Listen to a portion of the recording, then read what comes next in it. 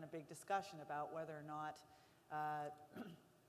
we ought to be directing food at feeding people, or, I mean, at crops at feeding people, or at actually making fuels. What would your answer to that be? I'm going to take more than 30 seconds to answer. Okay, you're allowed. Because if you go back in the pre-biofuels era, that the way in which price was managed is most crops were in surplus most of the time. And the way that governments tried to help farmers' economic circumstances was by restricting supply. And so they had mandatory reductions in acreages that could be planted. It was a burden on the treasury, and in small communities, less jobs for the John Deere dealer and for the grain elevator and for the railroad.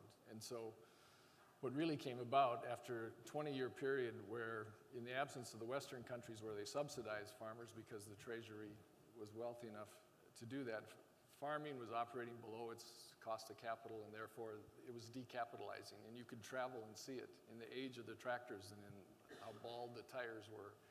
And there was just a massive decapitalization because it had been a product that was being produced below its sustainable cost of production.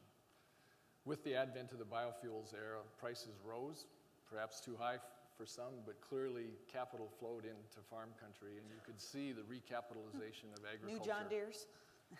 Not just tractors, but all forms of technology, of better storage, of better drying. Companies like ourselves improved the quality of our grain handling facilities as the yields started to grow. And so the power of an increased demand as a way to raise the circumstances of farmers, you could see play itself out.